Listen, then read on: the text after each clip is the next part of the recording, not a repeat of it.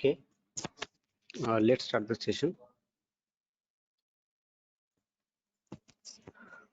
A very good evening and warm welcome to one and all present here for the online webinar on genomics for selection and improvement of per millet genotypes, which is organized by Kekewa College of Agriculture Biotechnology, Nashik. So, we all know in current critical situation, all people are locked down at home. In this situation, this online webinar will enrich your knowledge in the field of agriculture biotechnology. I heartily welcome Honorable Shri Balasaheb Wagh, Urf Bhau, President of Kekewa Education Society, Nashik, for valuable presence. I welcome to all trustees and secretary of Kekewa Education Society for this online webinar. I heartily welcome to our today's resource person, Dr. Harshraj Subhash Shinde, postdoctoral researcher, College of Agriculture, Food and Environment, University of Kentucky, Lexington, America. I welcome to Dr. V.M. Shivlikar, Campus Coordinator, Kekewa Educational Campus, Saraswati Nagar, Panchavati, Nashik. I also welcome Professor N.S. Passpor, Principal, Kekewa College of Agriculture, Biotechnology. Then I also welcome to all the dignitaries, principals, HODs, teachers, and students who participate to this online webinar. Then I request to Professor N.S. Passpor sir for give the introduction about Kekewa Education Society. Please, sir. Okay. Thank you, Yole sir. So, on behalf of KKOF Education Society and KKOF College of Agriculture Biotechnology, I welcome Dr. Harshraj Shinde on this national webinar on the genomics for selection and improvement of pearl millet genotypes. So, before the start of webinar, I'm going to give the brief information about our KKOF Education Society. So many of our speakers, they are well known about the education society, but I am here giving the in brief about the participants or the students who are not, they are joined this webinar newly. So the Kekewa Education Society is established in 1970 by the Padma Shri Karmavir Kaka Saheb Wagh, and after this 1970, so this whatever the education society development, the under the our leadership of Honorable Bhau Balasaheb Wagh and the late Kaku Seth Udisi. So it is one of the well-known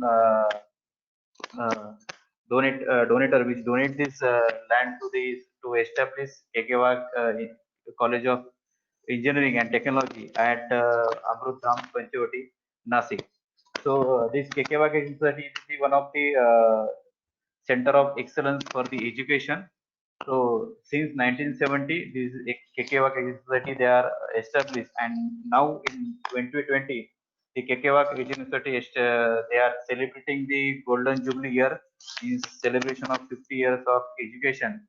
So this education will be start from a small school, but now this education areas they are enter into the different branches or different types of the institutes, so which include the engineering, MBA, MCA, polytechnics, pharmacy, agri and agri-allied colleges, senior colleges, fine arts, performing arts, nursing, B.Ed, and junior colleges and CBSE and the state boards. So this is the most trusted brand, and now now in 50 years of this education, so near about 36 institutes still this KKY they are running, and in this different 36 institute, near about 20,000 students they are studying in different streams, and to deliver the education to this near about 20,000 students, so near about 827 staff, means near about 2000 staff they are engaged to deliver or the lectures and to give the education and also to provide the services to these students as a center of excellence. Then this Kekewak Education Society started in 1970 with a start of Kekewak Vidya Bhavan and Junior College at Bausaheb Nagar. But afterwards, there are so many milestones in the development of the Kekewak Education Society. In 1983, the Kekewak Polytechnic is started. Then in 1984, the most branded college of that is we call as the Kekewak Institute of Engineering Education is started. Then afterwards, the development of in the education is started. Then Kekewak Women's Polytechnic in 1996. Then in 2003, this Kekewak University entered into the agriculture education, and they started the Kekewak College of Agriculture Engineering. Then in 2005, Kekewak College of Agriculture. 2008, that is Kekewak College of Agriculture Biotechnology. And then in 2015, the Kekewak Universal School, that is the CBSE pattern. And in 2017, that is the one of the new education institute, that is the Kekewak College of Pharmacy. So these are the different important milestones under the development of Kekewak Education Society from 1970 to 2020. Then this during this COVID-19 situation, so all of you know that this because of this disconnection of the student and the teachers. So what is the connection to connect with the students under this COVID-19 situation? So there are different types of the technologies the Kekewak Education Society they are used and they are developed at institute level also. So they include the MOOCs, means there are online open massive courses for the students and the faculties. Then e-resources, there are different types of the notes and e-content developed by the faculty for the students. Then online assignments, then different types of the videos they are prepared and they are published on the YouTube channels. Then get softwares, smartphone, different faculty they are produce their blogs. Then use of Akash tablet and in such situation, the some of the important that is the how to evaluate the students. So my exam, this is the online examination software, is also developed and used by using this technology. So we evaluate the student and also we upgrade the technologies in order to connect with the students under this situation of COVID-19. And also we in the use of recent technologies. Then after the education, the important part is the that is the recruitment or the that is the job opportunities.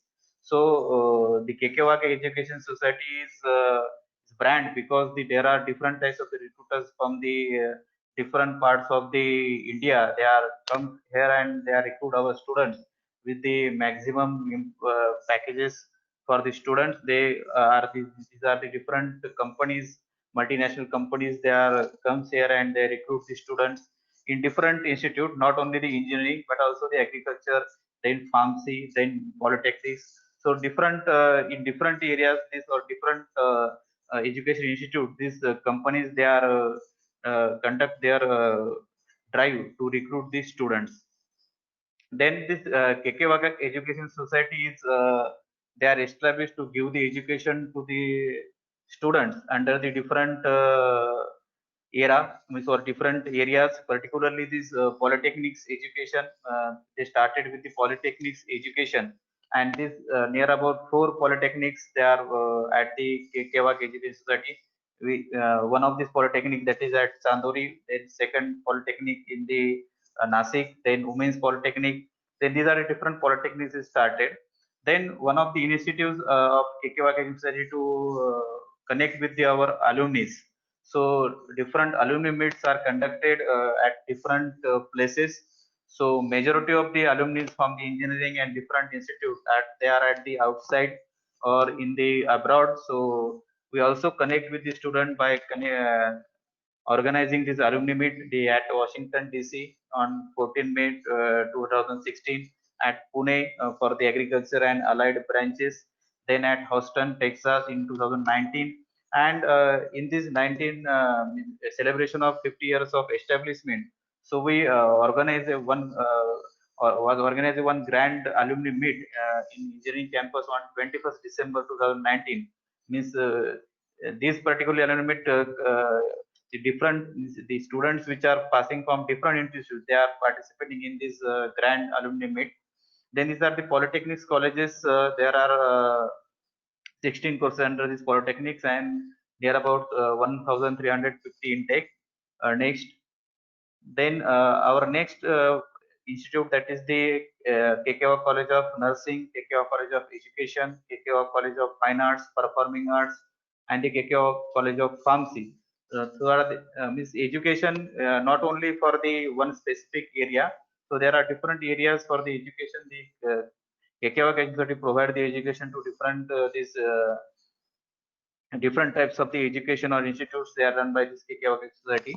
Then under the agriculture education, so this is the only one society under which these 6 branches of agriculture colleges, they are run by the society, which include the KKO College of Agriculture, Agriculture Engineering, Agricultural Biotechnology, Food Technology, then Agriculture Business Management and Horticulture, with near about intake of 440.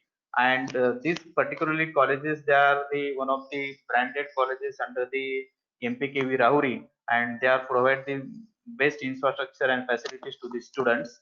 Then next, then these are the initiatives of KKWAK Education Society. This Guru Shishya Punyatithi competition for the particularly the students they are studying in the schools. Then KKWAK Kala Academy means those the students who are interested in the performing arts. So that purpose, this KKWAK Kala Academy organizes the various programs. Then Karmavir Smriti Success competition. These are the particularly for the students who are interested in the sports activities for the in the rural areas. Then public lecture series. So besides the education, so there are different aspects of the social aspects in taking into consideration. So this KKWAK Education Society, they are organizing the public lectures on the various aspects of the social things. Then Karma Yogi and Krushi Tapasvi Puraskar. So these are the particularly this Puraskar which are given to the outstanding work in the social activities for that is the Karma Yogi and Krushi Tapasvi for the outstanding work under the agriculture. And this particularly not we are not nominate the or not call the any application for this Puraskar. Is we are identified the that person, and then we can facilitate with this Krushi Tapasvi Puraskar. Then convocation at society level. So we also organize these convocations at our institute level. Then CO meet and the alumni meet we also organize it at the campus level. So this is the our brief information about the KKWAK Education Society. And uh, with this, I'm stop this introduction about this KKWAK Education Society, and handed over these to the Professor P.T. Ole to proceed the next. Thank you very much, sir. Thank you very much, sir, for giving brief introduction about KKWAK Education Society.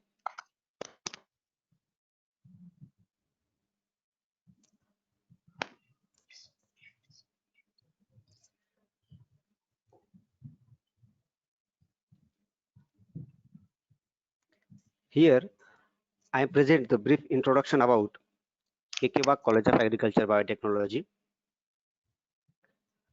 Why agriculture studies should be pursued in KKWAK?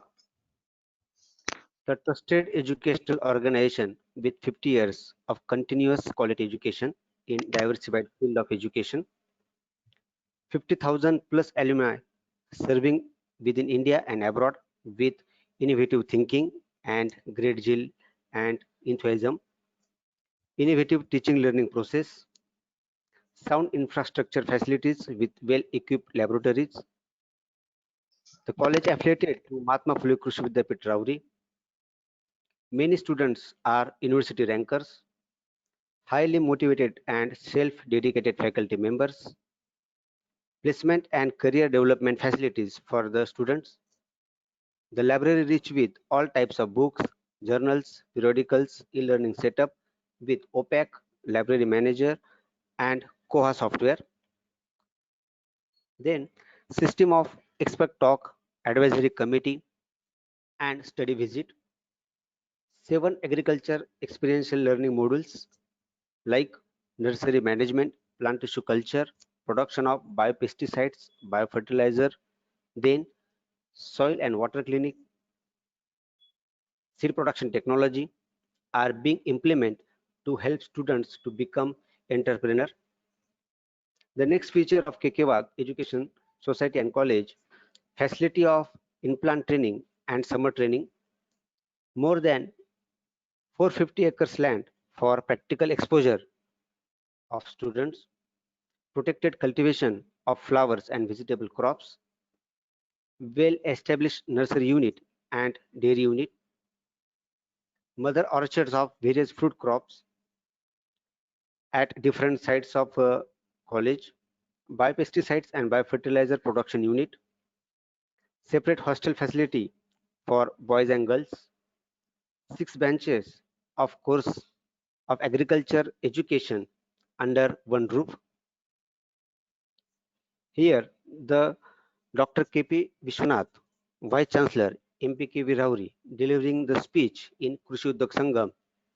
This is a conference cum exhibition organized in collaboration with CII on 21 to 22 September 2017 and Academic and Industry Meet organized on 30th November 2019. Why agriculture biotechnology?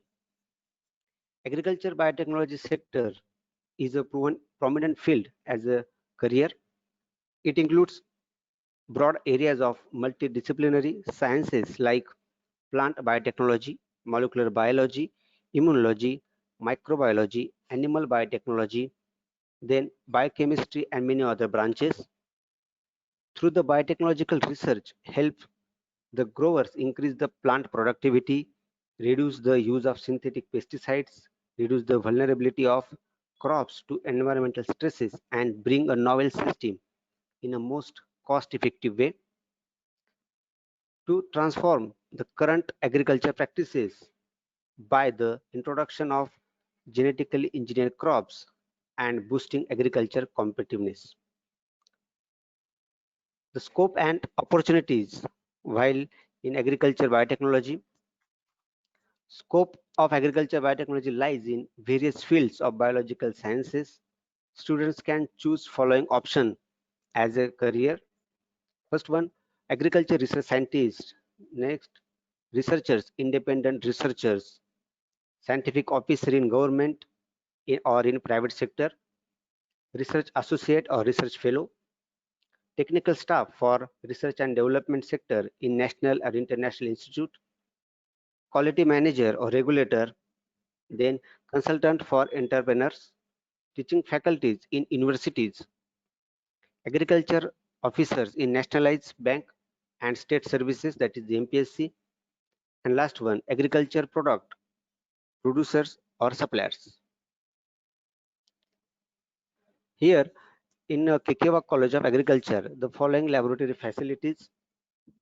First one, plant biotechnology, then plant tissue culture, biochemistry and molecular biology, post-harvest and food biotechnology, animal biotechnology, then microbiology and computer section. This is the student profile. Here 100% seats are filled since 2011, that is the last 9 years, and highest cutoff than any other private or non-aided institute of biotechnology. Almost 338 students were graduate till 2018 to 2019 academic year. Here some student achievements. In academic excellence, Miss Archana Navle, academic year 2019 to 20, received the Best Agriculture Student Award. In research competition, Mr. Saurabh Ghorpade got position research intern in Indian Institute of Management, that is IIM, Ahmedabad. In sports, Mr. Ganesh Narsale, academic year 2018-19, received the silver medal in All India Inter-University Grappling Tournament held at EMD University, Rohtak. In conference and posters, Mr. Ashutosh Shetty, 2018-19 academic year, got first prize in the poster presentation, which is organized by MPKV Rauri, and many more. At Kekeva College of Agriculture Biotechnology, well qualified and experienced dedicated faculties are here. The strength of faculty, the total teaching staff 15 and non-teaching staff 34 and total 49 staff are present.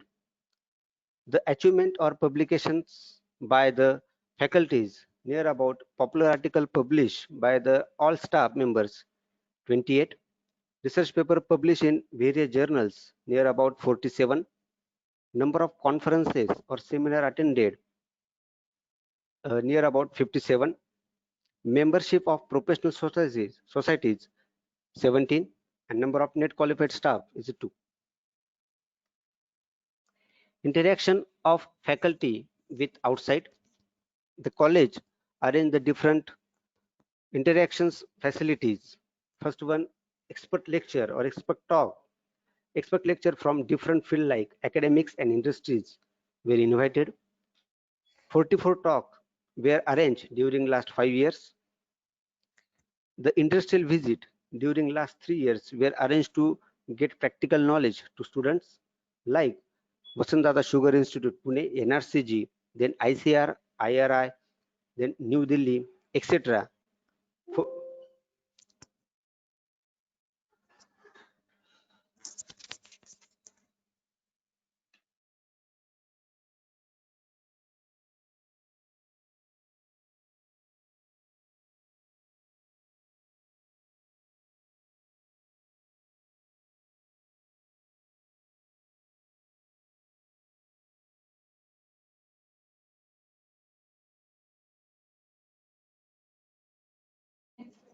Hands-on training of students from last 3 years.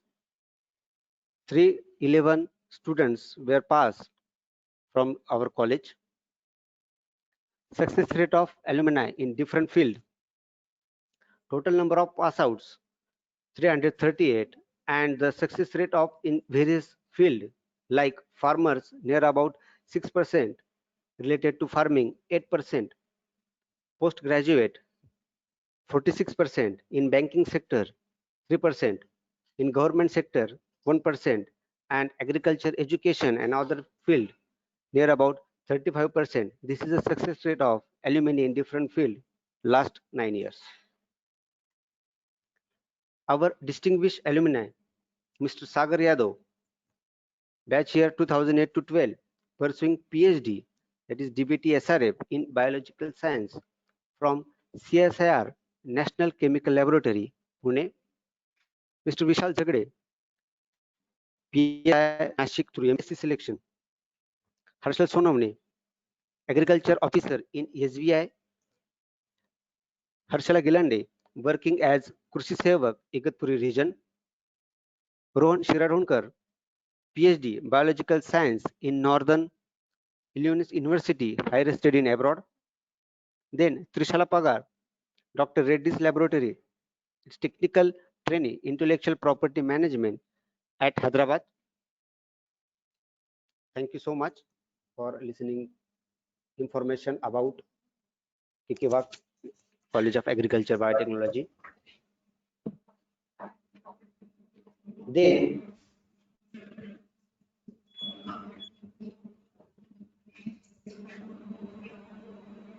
the most important part,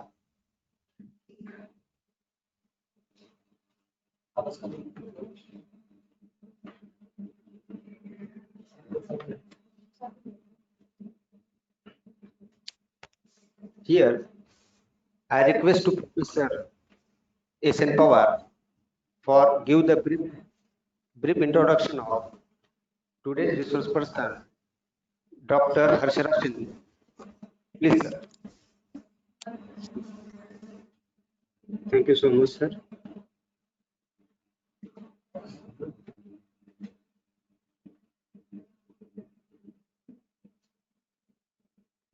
A very good evening to respected dignitaries and attendees present here.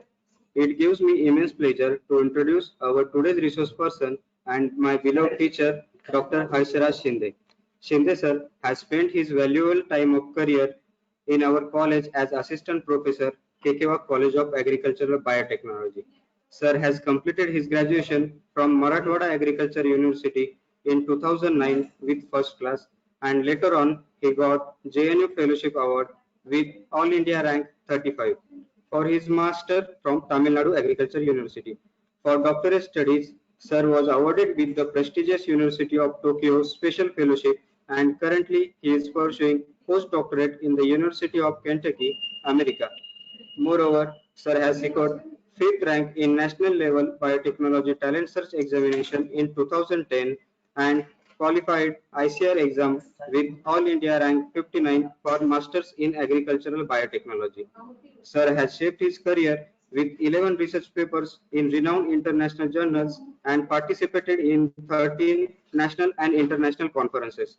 During his academics, Sir has worked on emerging field of biosciences like genomics and plant genetic transformation, and however, Sir has experience in next generation sequencing and its data analysis using various bioinformatics tools.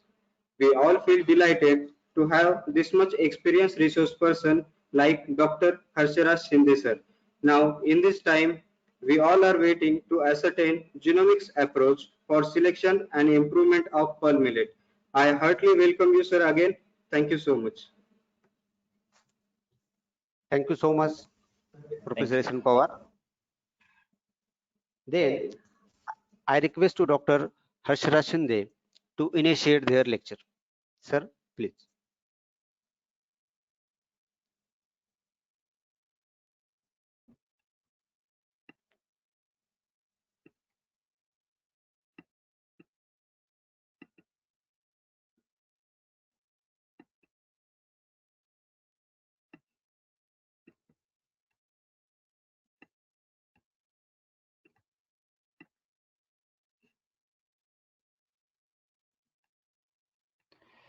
Yeah, thank you, Yevli sir, Patspur sir, and Pawar sir for introduction and for introducing about KK College of Agriculture Biotechnology and about other institute of KK I would like to thank Palikar ma'am also for giving me this opportunity and for invitation.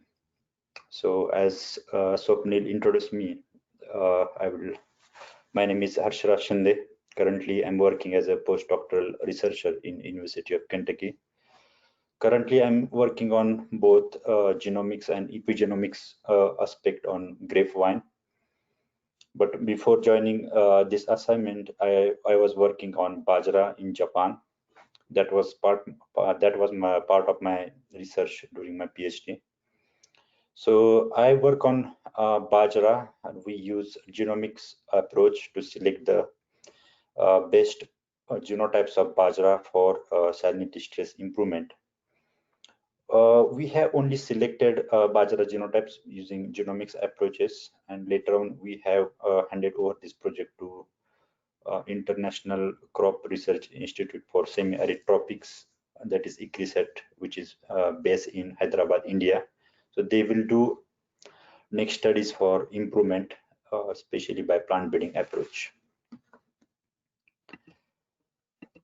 So this is the outline of my today's talk. Since most of the audience is from undergrad student, I will give the in detail introduction about genomics, what is genomics, how genomics can be used in agriculture. Then I will give a small introduction about the stress or trait we studied during our research, that is salinity stress. I will give some background about abiotic stress also.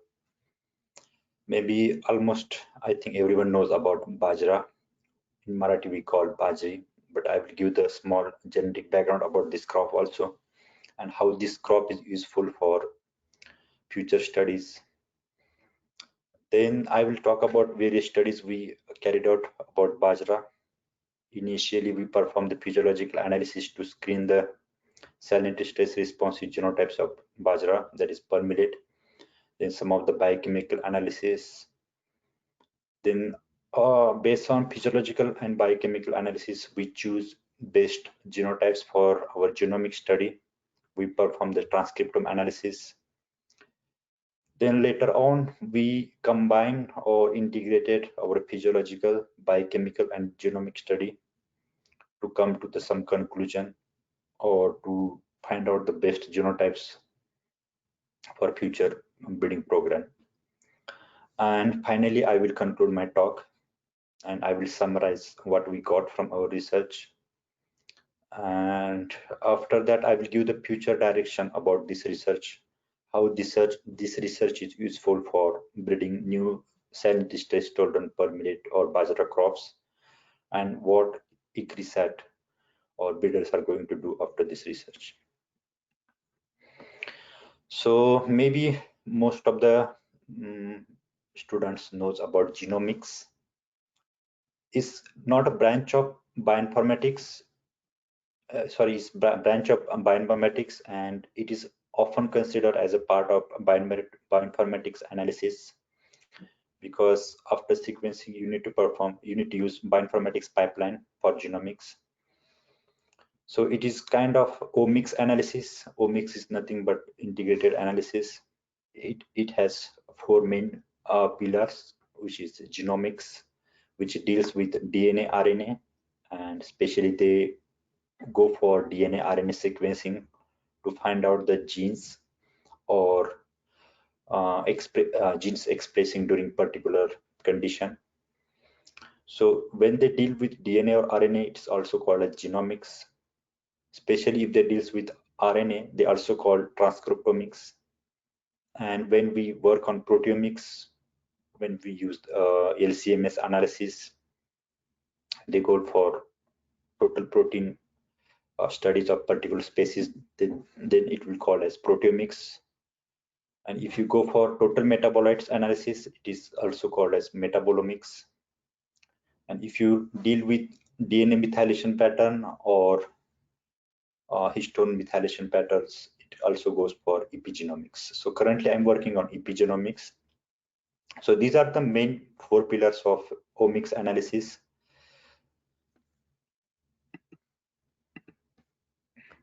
But currently we will speak about genomics analysis and especially transcriptomic analysis.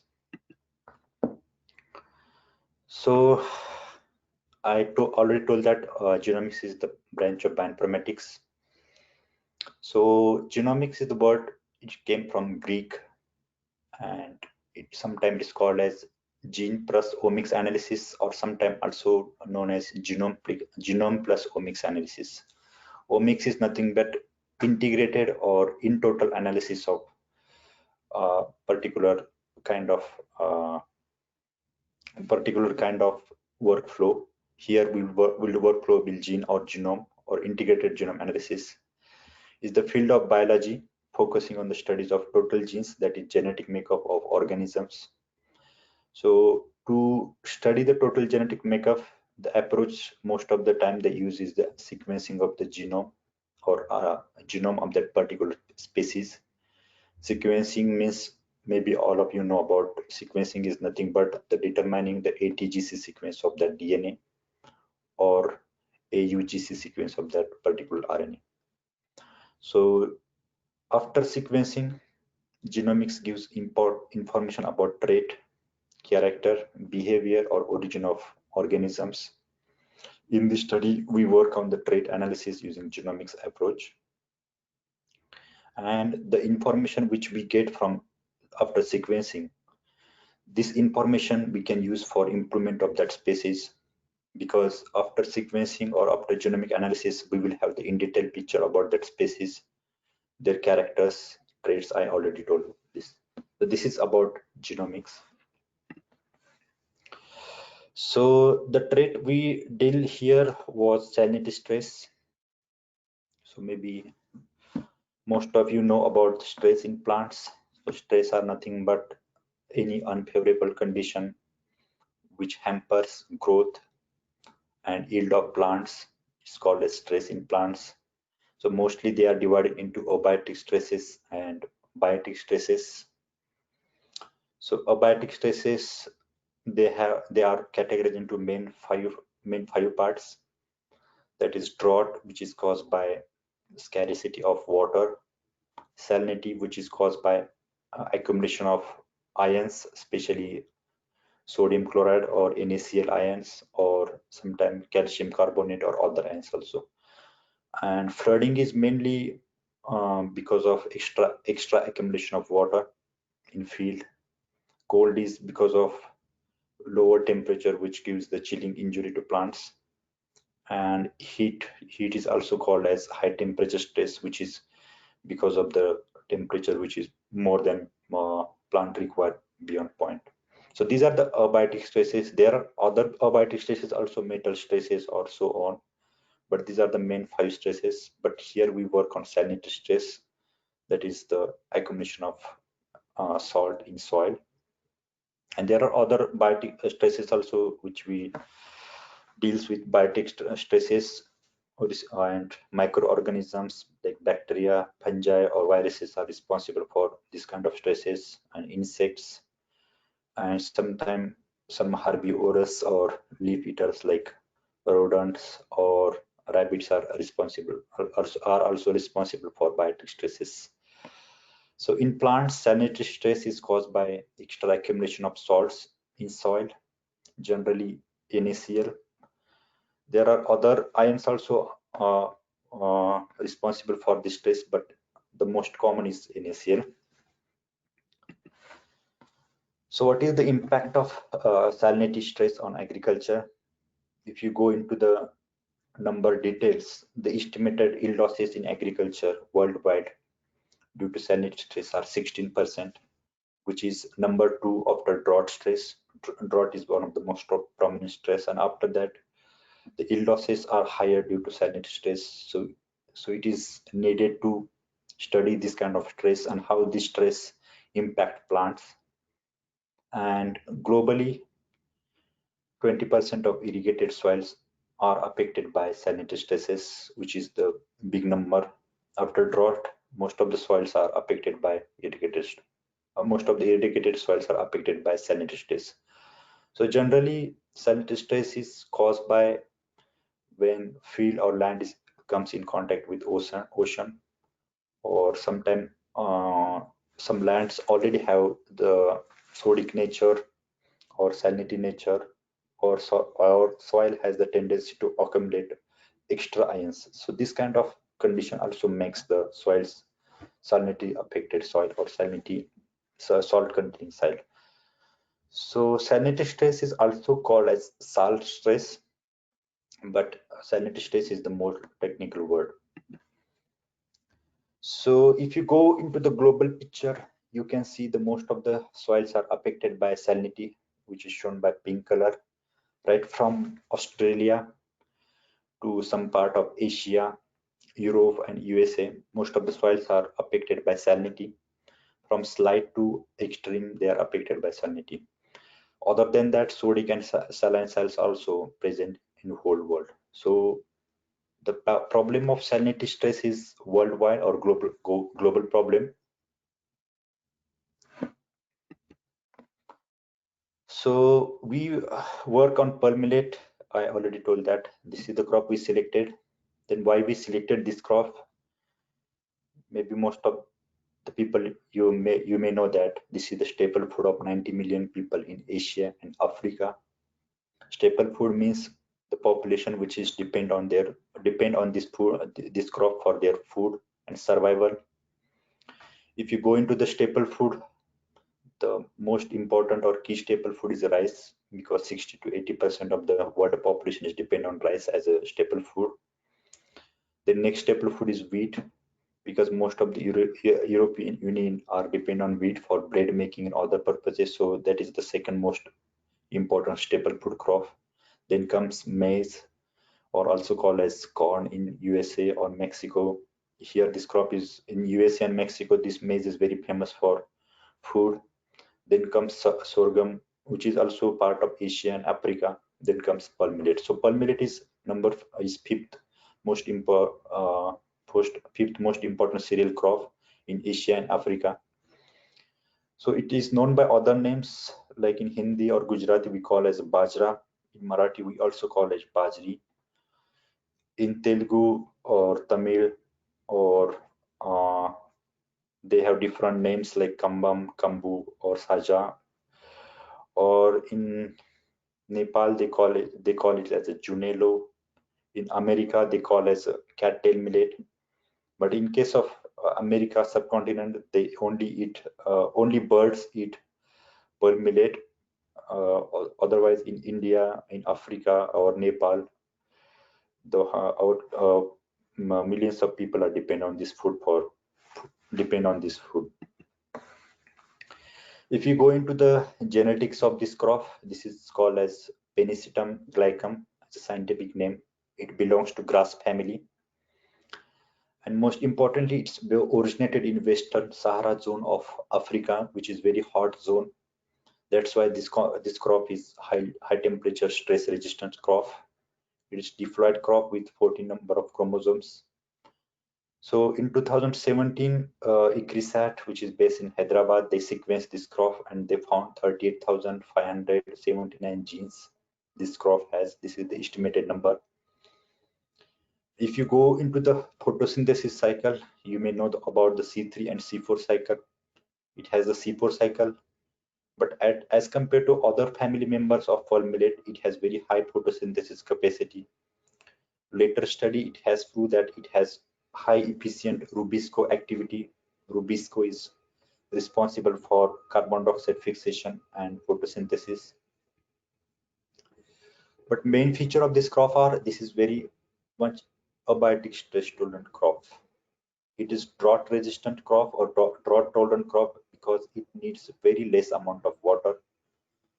As less as 250 millimolar rainfall is also enough for this plant. So that's why in India, in Rajasthan, Gujarat, where less water area or drought prone area, they grow this crop. Even in Maharashtra, Solapur, or other regions which has less rainfall, they grow this crop in summer. And most importantly, this crop can flower at 42 degrees Celsius of high temperature. As I already mentioned, this crop is originated in Western Sahara zone, which is very hot area. So since that, it crop adapted to high temperature resistance. So last year, in 2 years before, in 2018, some of the field trials shows that this crop can flower at even 42 degrees Celsius. So in future, if temperature of earth goes up by 3 or 4 degrees Celsius, other crops like rice and wheat, they will not grow, but the pearl millet, the crop, it will still grow. So that will be the one of the option for food for many people in future. And this crop also survives in saline soils. So some of our initial trials in ICRISAT, then in Uzbekistan and Japan, we found that it can survive up to 250 millimolar of NaCl. So if we give 150 millimolar of NaCl to rice, it will die. But this crop can survive up to 250 millimolar of NaCl. So all our studies based on 250 millimolar of NaCl during stress situations. So based on this, we can see that this is one of the best abiotic stress tolerant crop as compared to rice, wheat, maize, or sorghum. If you go into the nutritional value or nutrition profile of this crop, this is highly nutrition crop. We compare its nutrition value with the rice. You can see it has 1.4 to 1.6 fold higher protein content. If you go into the fiber, it has around 2.6 times more fibers as compared to rice. High amount of minerals, most importantly iron, which is crucial part of our diet or crucial part of our nutritional diet. It has around 30 times more iron as compared to rice. That's why it is very good for infants. It's very good for lactating women. It is very good for pregnant women. And another thing, it has very high amount of calcium. So nutritionally, it is one of the superior crop. So I already told that pearl millet has a lot of good characters or properties like abiotic stress tolerant crop, highly nutritional crop. But if you go into the research, this is one of the least studied crop. Most of the research is focused on rice or wheat or sometimes maize. but many few researchers has addressed these crops. So despite of having all this property, it's one of the least studied crops. So that's why during our initial studies, we choose this crop for our research. So what is the aim of our study? So our main aim is to study the physiological, molecular, and biochemical responses of palm millet to salinity stress. We address the molecular responses by genomics approach, that is sequencing. And after this physiological, molecular, and biochemical approaches, we identified key traits or key trait related genes which are responsible for salinity stress tolerance in palm millet. So initially in 2015, we requested the seeds of palm millet genotypes, and they were provided by International Crop Research Institute of Semi-Arid Tropics, that is ICRISAT, which is based in Hyderabad, India. They provided the seeds of pearl millet or bajra for us. So ICRISAT is one of the CGIAR institute. CGIAR are one of the most famous crop research institutes worldwide. So they provided us 8 lines. Initially, they took some trials in ICRISAT to find out the best candidates. And after their initial trials, they gave us 4 salinity tolerant line and 4 salinity susceptible line, but they didn't mention about which line is best for our study. So we again screen the genotypes in greenhouse and in field. I'm not showing that data here, but after initially our field trial and greenhouse trial, we selected the ICMB 01222 as one of the best salinity tolerant genotype as compared to the another these 3 genotypes. And same time we selected the ICMB 081 as one of the salinity susceptible genotypes as compared to these 3 lines. So we think that these are one of these 2 genotypes, that is ICMB 00122 and ICMB 081. They have very much contrasting nature or contrasting tolerance level to salinity stress. So we selected for our next studies. So since the weather of Japan was cold, summer is only for 2.5 months or 3 months, we had very less chance to go for field trials, which was suggested by ICRISAT. And field trials, that's why we went for greenhouse experiment, greenhouse based experiment. Again, ICRISAT suggested us to go for seedling stage experiment because pearl millet respond to salinity stress more at seedling stage as compared to flowering stage or seed stage. So this is our one of the experiment after choosing the tolerant or susceptible line. So you can see here, this is the number A or left panel picture is, this is the control condition. We give everything, water and fertilizers, whatever they require. You can see they are growing happily and they're growing at same extent or same level, their height is same. So when they become 15 days old, we give them salinity stress through irrigation channel or irrigation water. We kept this pot in salinity water, which is around 250 millimole of NaCl. And once the salinity stress imposed, you can see the growth of susceptible genotype was decreasing, or their growth was highly hampered by salinity stress. The growth of tolerant genotype was hampered, but it was very little. There was no chlorophyll loss or no other symptoms in tolerant line. So based on our initial trial, we think that these are the best genotypes for our next genomic studies. So in physiological responses, we found no symptoms during stress in tolerant line. Of course, no symptoms or no physiological symptoms during control condition. In susceptible line also, no symptoms during control situation, but during stress situation, we observe leaf tip bud drying, leaf yellowing, and stunting. That is, the height of water was hampered, greatly hampered because of salinity stress. So these are our physiological measurements.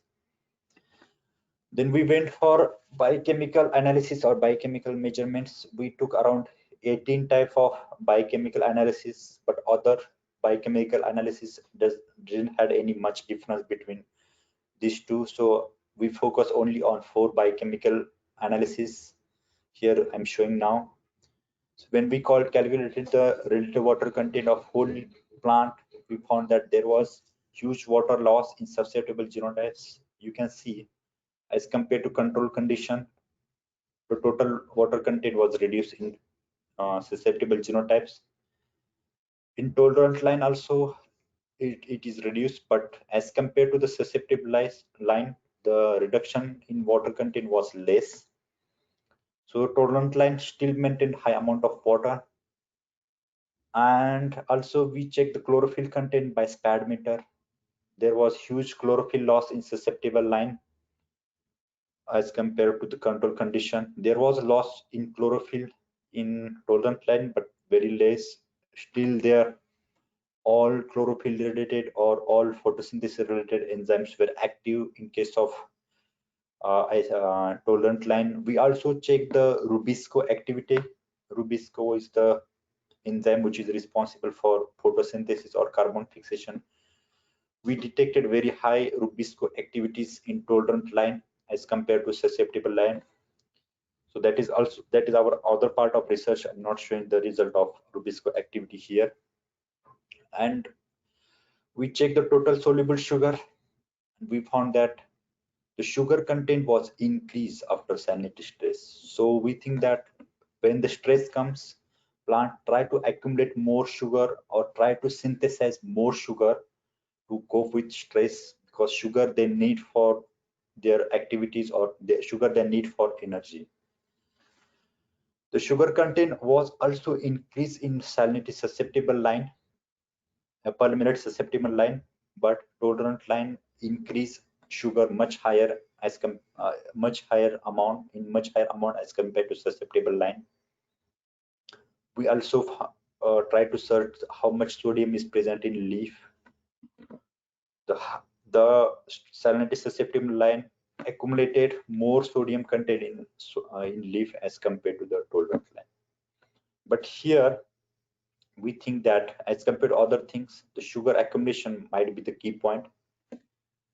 So this is the one of the unique finding. We think that the sugar, you can see this is the control situation and this is the salinity state situation. In salinity state situation, it has accumulated more sugar in tolerant line as compared to the susceptible line. So this is the amount of total soluble sugar in milligram per gram. So salinity tolerant line genotype accumulated 1.4 times more sugar than susceptible genotype. Then based on our physiological and susceptible lines, based on our physiological and biochemical analysis, we choose ICMB 01222 as a salinity tolerant genotype and ICMB 081 as a salinity susceptible genotype for our next sequencing analysis. So we went for leaf transcriptome analysis by RNA sequencing. If you go, there are various methods of comparative transcriptome analysis, that is microarray analysis, which is probe-based analysis. Another is RNA sequencing analysis, which is based on total RNA isolation and sequencing. So we went for RNA sequencing approach.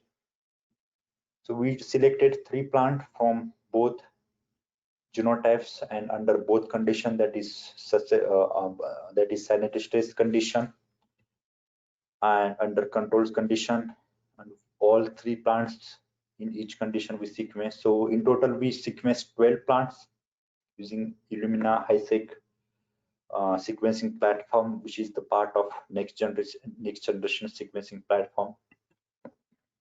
So after sequencing, we got the raw sequencing reads in the form of ATGC. That is the basis we got.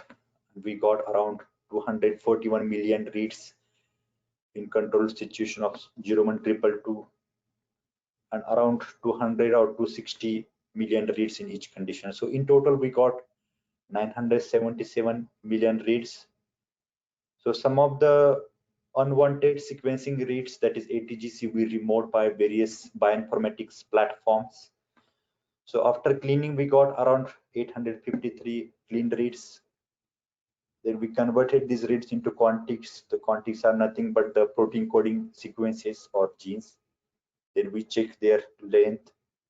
The minimum length of genes were 200 and maximum was around 30,000.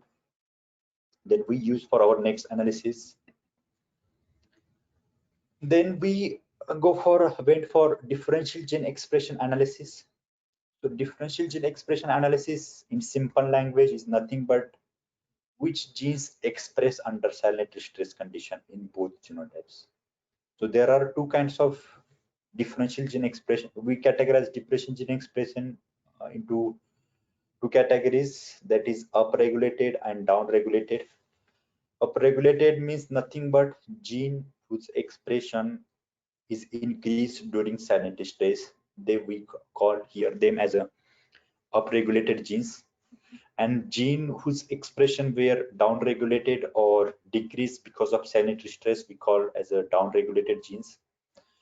So in tolerant line, that is ICMB 01222, we found around 2,900 upregulated or genes whose expression was increased during silent stress, and at the same time around 2,900 genes expression was decreased because of silent stress. But if you go into the susceptible line, they have only 2,200 genes whose expression was increased because of silent stress, and around 3,400 genes expression was decreased. So you can see the more the number of increase in expression of genes, the higher the tolerance level. So you can see here the tolerant line has around 700 genes which has higher expression or which has increased expression during silent stress. So this is the Venn diagram. It shows which are the common genes between these two genotypes. Then we categorize genes into different gene families. There are different families of genes. Some of like transcription factors, gene regulators, like this. So first family we identified were transcription factors. So these are the transcription factors which express during silent stress in pearl millet or bajra. We got around more than 370 transcription factor families, but here because of space I'm just showing the 10 most enriched or 10 most expressed families. So among the transcription factors, they are almost same in both genotypes. The most common was zinc finger transcription factors, which we also call as C2H2. Other famous transcription factors we found that is NAC transcription factor or MIV transcription factor.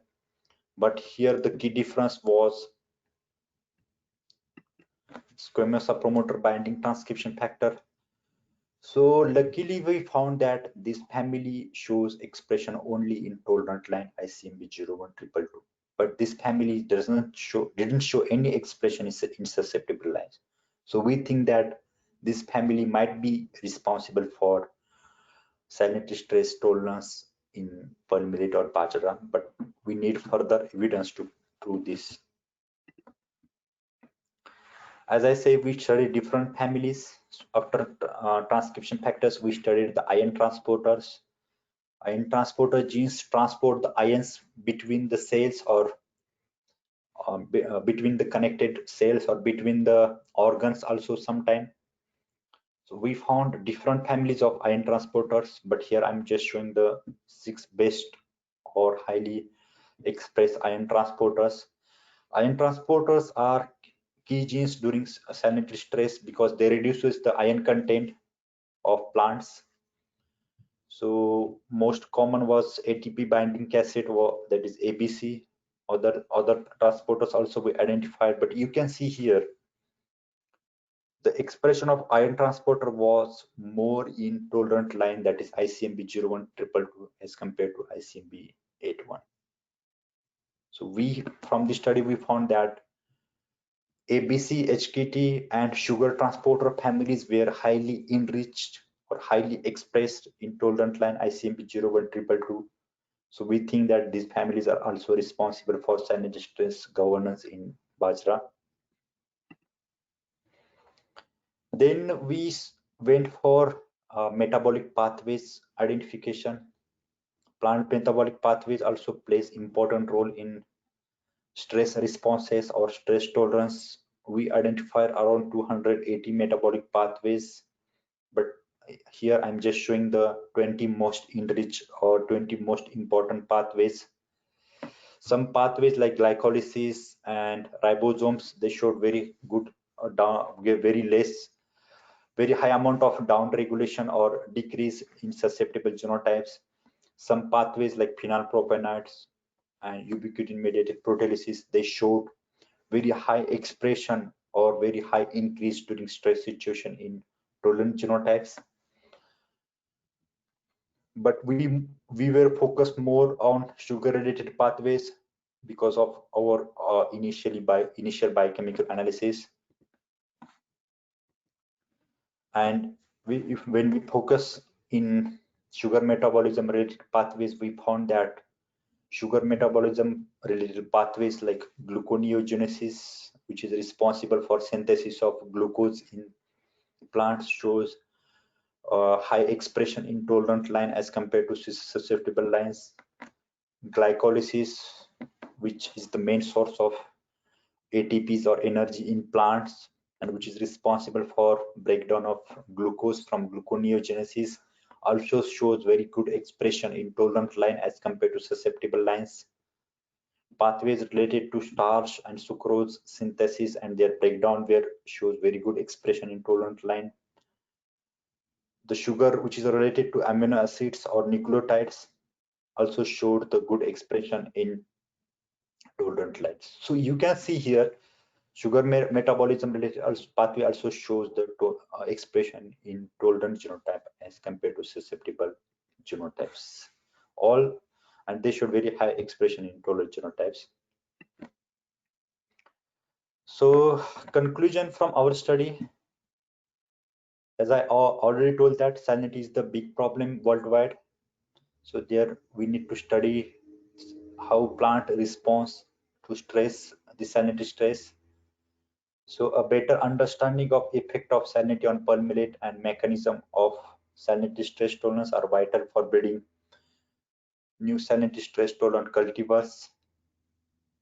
So in our study, the tolerant line ICMB 01222 had higher growth rate as compared to ICMB 081, that is susceptible line during stress situation. I have already showed about this result during our physiological analysis. And our main finding or key finding was sugar, that is sugar content was higher in salinity stress tolerant pulp millet line than susceptible lines, which is around 1.6 times higher. Some of our initial trial also showed 1.4 times higher, but when we repeated experiment, we found 1.6 times higher sugar in tolerant line as compared to susceptible line. Ion transporter genes, which includes sugar transporter, exhibited or showed high expression in tolerant line as compared to susceptible line. And in case of metabolic pathway analysis, sugar metabolism related pathways are highly enriched or highly expressed in tolerant line than susceptible line. Here we found glycolysis, gluconeogenesis, starch, sucrose metabolism related pathways, amino and nucleotide sugar related pathways expression high in tolerant line. So based on this conclusion, you can see a lot of sugar. So we think that sugar content is the key of salinity stress tolerance in pulp millet. So what will be the future direction for breeders? So as a plant breeder, their main challenge or their main problem is selection of best genotypes for their breeding programs. So in case of abiotic stress tolerance studies, their main challenge is selecting the best resistant or tolerant genotype. That is the key in breeding stress tolerant crop. but we have made their work easy in case of Bajra or in case of stress trait because of giving this information. Based on our physiological, biochemical, and genomic study that I have already told you that I already showed that total soluble sugar can be measured to identify sanitary stress tolerant genotypes. We have given the direction to the breeders that if you are going to check the tolerance level of Bajra to sanitary stress, just measure the total soluble sugar in leaf or stem. The higher the total soluble sugar or higher the total sugar content, it will be the higher tolerance level. So after identifying those stress tolerant genotypes, breeders, they can easily use these genotypes for breeding stress tolerant genotypes in pearl millets. And also the tolerant line which we identified in our study, that is ICMB 01222, can be easily used as a donor line, that is donor of useful genes if you someone want to go for transgenic approach or molecular breeding approach. So other than our study, we have some of the special outcome which sometimes satisfy us. This was the first research about Bajra in Japan. Japan is totally dependent on rice for their staple food, and they are also depend on meat and fish for their protein intake diet. But because of our first initial research about Bajra in Japan, they are considering this as a food also. But because of cold weather, they have only sometime 2.5 or sometime 3.5 months summer to grow Bajra. So we don't know about their future directions about growing Bajra, but this was our first research about Bajra in Japan. ICRISAT, which that is International Crop Research Institute for Semi-Arid Tropics, which is based in Hyderabad, India, and University of Tokyo, where we carried out this research. They are collaborating for next Bajra research. So they have almost 3 collaborative projects for improvement of Bajra. After our initial trials, other university in Japan also tried to study about Bajra because they are totally dependent on rice for their food. They are now searching another options for their foods. So Japan has planned to introduce Bajra into diet of people. Primary research about diet intake will be completed this year in December. They are doing some of the research about how Bajra will be useful for their research as a carbohydrate source. They are doing some of the primary study on infants, some childs, lactating mothers, or some pregnant women, or adults and old people also. So after completing 3 trials, they will decide about how Bajra can be included in their diet. Since Bajra has some of the anti-nutritional factors, we don't know how these trials will go on. So after our studies about Bajra in U-Tokyo, that's the University of Tokyo in Japan, we have distributed seeds of Bajra to Bogor University in Indonesia. Bogor in Indonesia, some part they eat Bajra, but in very less amount. So they are also studying about Bajra in their university. China, which doesn't eat Bajra much, they eat another millets like finger millet or foxtail millet. They also depend on rice for their total carbohydrate. We have distributed seeds to Zhejiang University. Also, some of the students join our project and later on. We have distributed these seeds to them. So the Bajra which we take from India to Japan is now spreading to Indonesia and to China. I have requested some seeds to USA also. So hopefully it will spread here. So this is some of our publications from our study. I have only showed about only one project, number 3, that is de novo transcriptome analysis. Later on, we have carried out some of the in-detail studies about some of the genes and microRNAs and small RNAs also. We have published these studies, so if anyone is interested, they can go into details by searching online. Yeah, so I would like to finally acknowledge ICRISAT for giving the genotypes and trusting us about our initial trials. So there are some of the other partners like Nodai Genome Research Institute. They funded us for sequencing.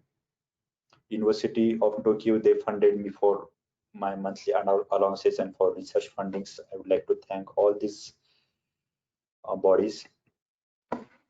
So this is our Pearl Millet research team, which I was part from 2015 to 2019.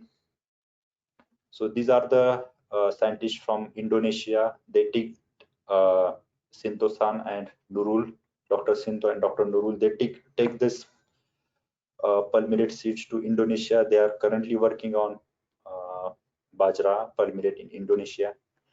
And these are some of the master and PhD students from China. They join us later on in 2018 and 19 for these projects. One of the students, after 1 year of master, he went back to Zhejiang University to China with pearl millet seeds. So he will be doing his PhD on pearl millet or Bajra there in China. So he's our professor, Dr. Tetsu Takano, in University of Tokyo. So he's the person who collaborated all the studies about nutritional impact of Bajra in Japan. Yeah, thank you for your kind attention. Your questions and comments are welcome. Thank you.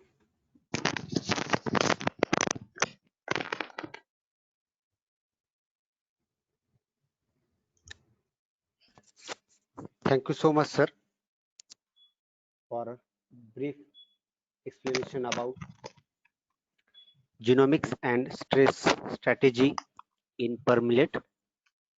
Thank you so much, sir. You're welcome.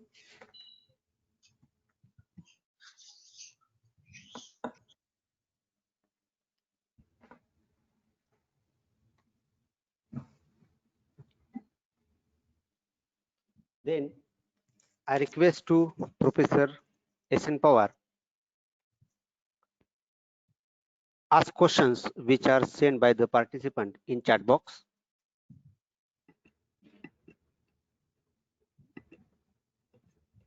Sir,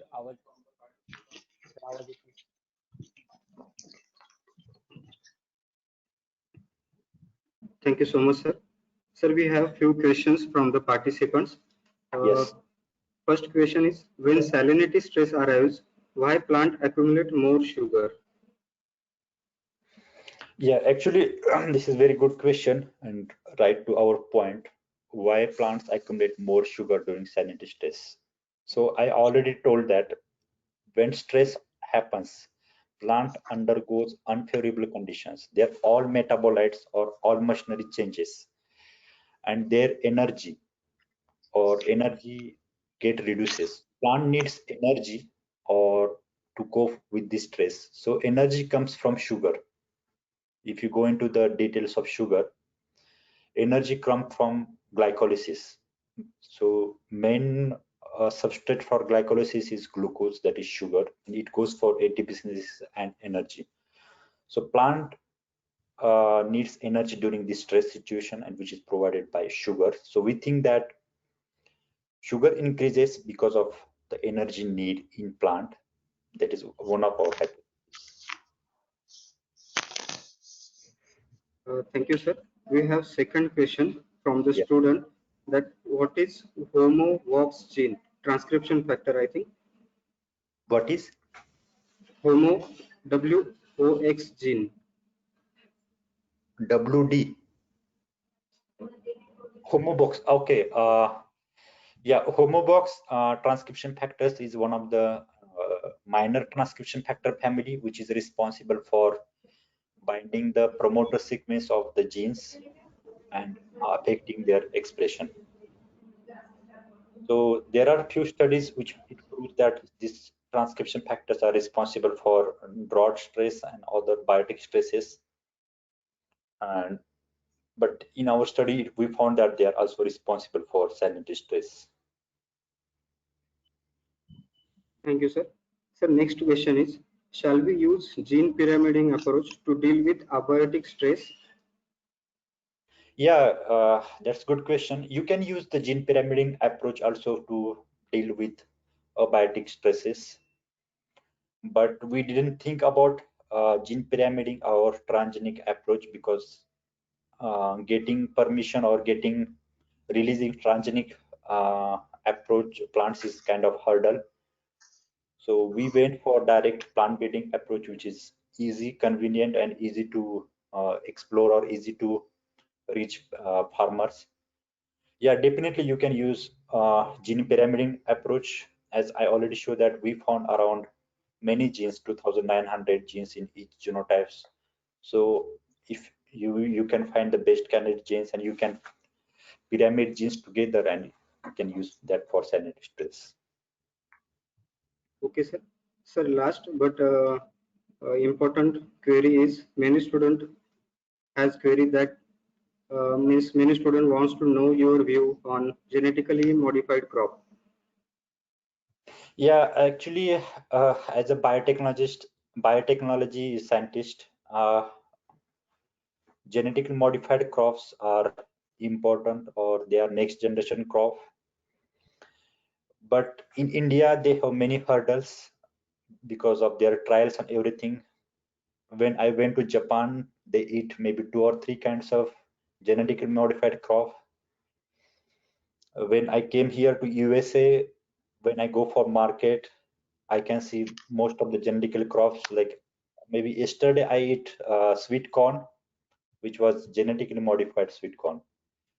So genetically modified crops, they have commercialized in many countries, including USA, many developing countries, including USA.